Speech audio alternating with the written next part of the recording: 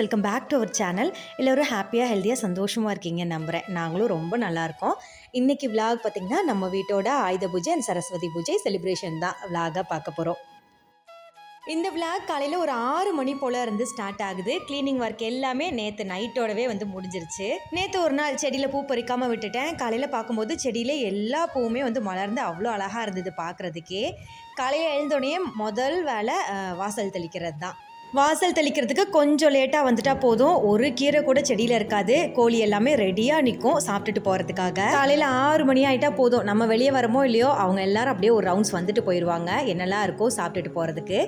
இன்றைக்கி ஆயுத பூஜை அப்படிங்கிறதுனால கொஞ்சம் ஸ்பெஷலாக கொஞ்சம் பெரிய கோலமாக போட்டு கலர்லாம் கொடுத்துருந்தேன். எனக்கு கோலம்லாம் பார்த்திங்கன்னா ரொம்ப நீட்டாக பர்ஃபெக்டாக போடணும் அப்படின்னா கண்டிப்பாக அவ்வளோவாலாம் தெரியாது. ஏதோ எனக்கு தெரிஞ்ச அளவுக்கு ஓரளவுக்கு ஏதோ போட்டு விடுவேன். ஆனால் கண்டிப்பாக டெய்லி காலையில் வாசல் தெளிச்சு எனக்கு தெரிஞ்ச ஏதாவது ஒரு குட்டி கோலமாவது போட்டுருவேன்.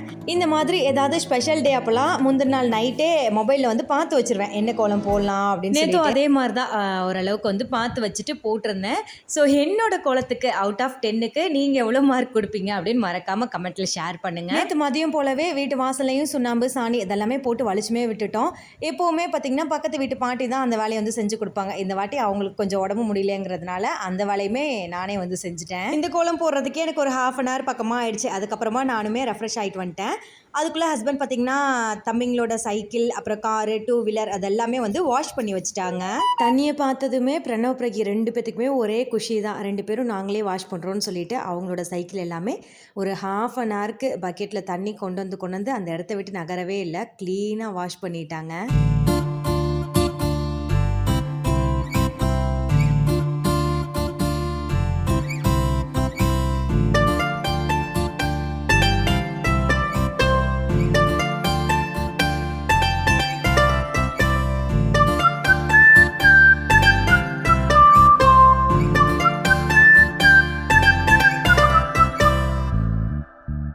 வாஷ் பண்ணி முடிச்சு அப்படியே பார்த்திங்கன்னா இன்றைக்கி ஒரு ட்ரெடிஷ்னல் லுக்கு தான். சாரீ தான் வியர் பண்ணியிருந்தேன்.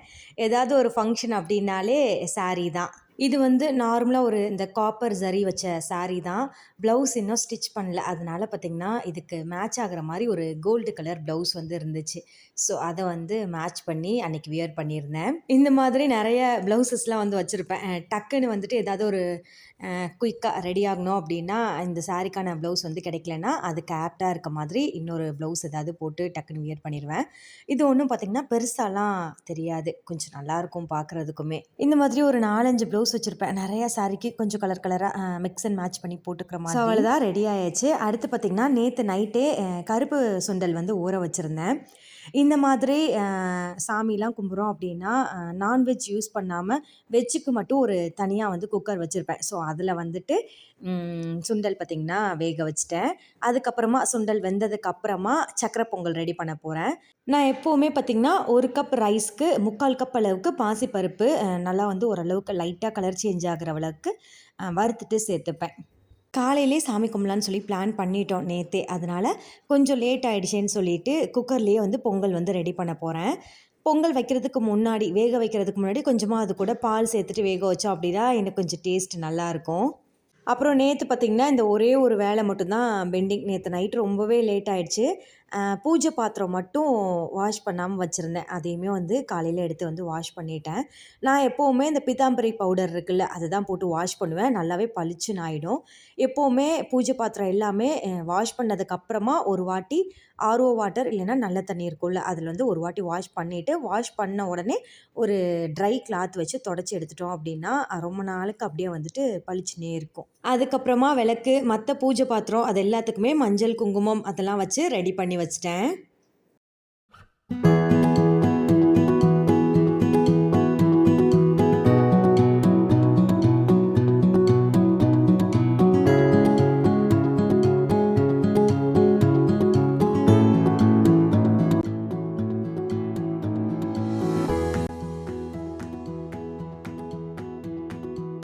சாமி சாமி படத்துக்கெல்லாம் இந்த எல்லோ கலர் செவந்தி வச்சா அவ்வளோ ஒரு அழகு. அது பார்க்குறதுக்கு எனக்கு ரொம்ப ஒரு பாசிட்டிவா ரொம்ப பிடிக்கிற மாதிரி இருக்கும். அதனால எப்பவுமே வந்து பார்த்திங்கன்னா, சாமி படத்துக்கு இந்த எல்லோ கலர் செவந்தி தான் வந்து வைப்பேன். இது வந்து பார்த்திங்கன்னா, சிவன் குடும்பம்னு சொல்லிட்டு சொல்லுவாங்க. ஆனா எத்தன பேத்துக்கு தெரியும்னு தெரில.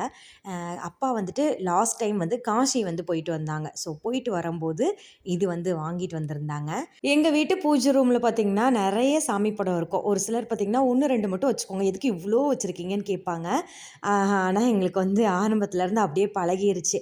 ஸோ எங்க சாமி ஃபோட்டோ போயிட்டு வாங்கிட்டு வந்தோம்னாலும், அத வந்து பூஜை ரூம்ல வந்து வச்சுருவோம். ஒரு பக்கம் பொங்கல் அரிசி நல்லா வெந்துருச்சு. அதுக்கப்புறமா வெல்லம் வந்து சேர்த்துக்கிட்டேன்.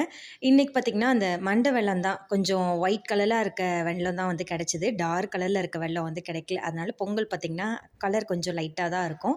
அப்புறம் ஏலக்காய் பொடி, நெய்யில வறுத்த முந்திரி எல்லாம் சேர்த்துட்டு, கொஞ்சம் எக்ஸ்ட்ராவா நெய் வந்து ஆட் பண்ணிக்கிட்டேன். அப்பதான் பொங்கல் கொஞ்சம் நல்லாயிருக்கும் அப்படின்னு. நெய் ஊத்தி நல்லா கிளறுனதுக்கு அப்புறமா கொஞ்சமா தேங்காய் துருவல் சேர்த்துட்டு, ஒரு 5 நிமிஷம் மட்டும் சூட்லயே இருக்க மாரி வச்சுட்டு, அதுக்கப்புறமா அடுப்ப ஆஃப் பண்ணிடலாம். ஃபைனலா அந்த தேங்காய் துருவல் சேர்க்கும்போது டேஸ்ட்டு பொங்கலுக்கு இன்னும் கொஞ்சம் நல்லாயிருக்கும். பொங்கல், சுண்டல் 2ம் வந்து ரெடி பண்ணிட்டு, இன்னொரு பக்கம் பார்த்தீங்கன்னா, உளுந்து வந்து காலையில வந்து ஊற வச்சிருந்தேன். கொஞ்சமா உளுந்த வடை ரெடி பண்ணிக்கலான்னு. கொஞ்சமா இருந்ததுனால மிக்ஸியிலே அரைச்சு எடுத்துக்கிட்டேன். தம்பிங்க 2 பேரும் கொஞ்சம் பெருசு பெருசா உளுந்த வடை மாரி போடுறத விட, இந்த மாரி குட்டி குட்டியா போண்டா மாதிரி போட்டோம் அப்டின்னா, கொஞ்சம் விரும்பி சாப்பிடுவாங்க. ஃபர்ஸ்ட்டு பிரசாதத்துக்காக கொஞ்சமா மட்டும் போட்டுக்கிட்டேன். அதுக்கப்புறமா சாமி கும்பிட்டதுக்கப்புறமா மத்த வடையெல்லாம் வந்து போட்டுக்கிட்டோம்.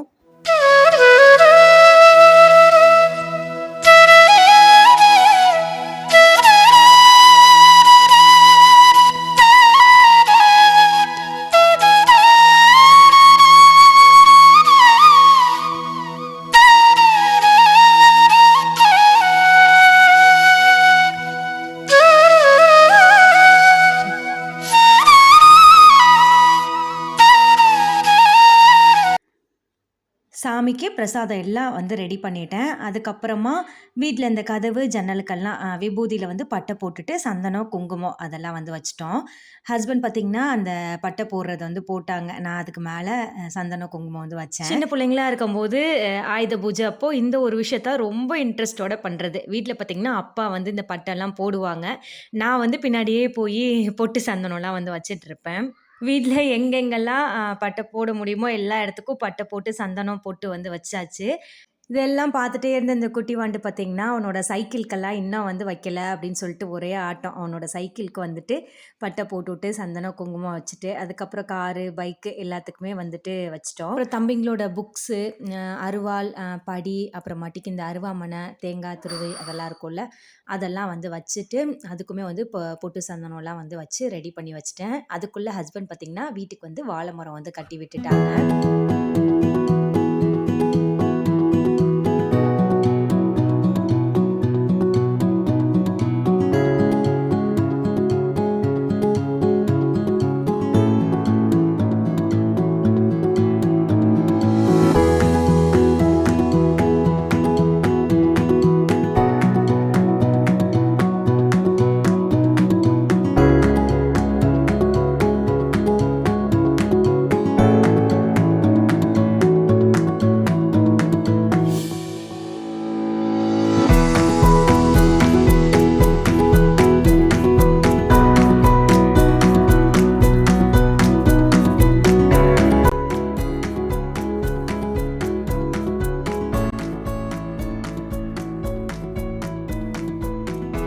சாமிக்கு விளக்கேத்திட்டு, அதுக்கப்புறமா வாழை இலையில பழம், பொரி, அதுக்கப்புறமா அந்த சுண்டல், பொங்கல், வடை இதெல்லாம் வச்சு படையல் போட்டு சாமி வந்து கும்பிட்டுட்டோம். பக்கத்துலேயே பார்த்தீங்கன்னா, தம்பிங்களோட புக்ஸு, படி அதெல்லாம் வச்சு அதுக்கப்புறமா சாமி வந்து கும்பிட்டாச்சு.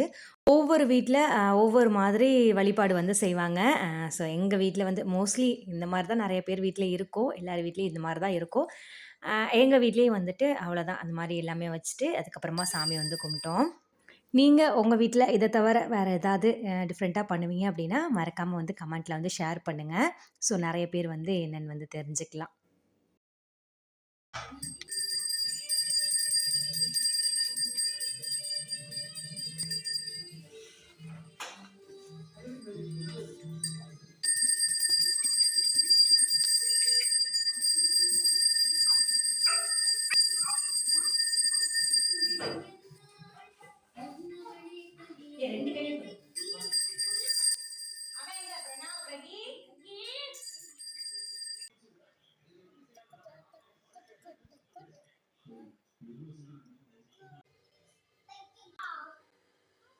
திருப்தியாக ஹாப்பியாக சாமி கும்பிட்டு முடிச்சுட்டு அதுக்கப்புறமா தம்பிங்களுக்கு பார்த்திங்கன்னா பிளேட்டில் பொங்கல் சுண்டல் வடை இதெல்லாமே வந்து எடுத்து வச்சு கொடுத்துட்டேன்.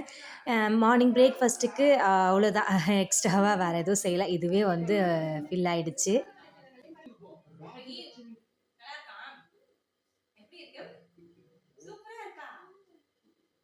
அப்புறம் அப்படியே வீடியோ பார்த்திங்கன்னா ஈவினிங்லேருந்து அப்படியே கண்டினியூ ஆகுது. ஈவினிங் போல் ஹஸ்பண்டோட கடைக்கு போயிட்டு அங்கேயுமே வந்து பூஜை போடுறதுக்காக போயிருந்தோம். ஸோ அதனால தான் வந்து பார்த்திங்கன்னா மார்னிங்கே வந்து வீட்டில் வந்து சாமி கும்பிட்ருவோம். ஈவினிங் வந்து கடையில் வந்து பூஜை போடணும் அப்படின்ட்டு.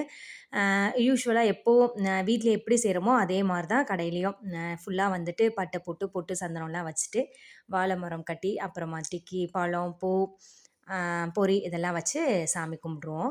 சாமி கும்பிட்டுட்டு அப்படியே வந்து பார்த்திங்கன்னா திண்டல் கோவிலுக்கு போகலாம் அப்படின்னு சொல்லி பிளான் பண்ணியிருந்தோம். ஸோ போகிற வழியிலே தம்பிங்க வந்துட்டு ஸ்நாக்ஸ் எல்லாம் கொஞ்சம் கேட்டாங்க. அதனால திண்டல் பக்கத்துலேயே இருக்க திண்டல் கஃபே போயிட்டு கொஞ்சம் ஸ்நாக்ஸ் எல்லாம் வாங்கி கொடுத்துட்டு அப்படியே அங்கேருந்து கோவிலுக்கு வந்து போயிருந்தோம்.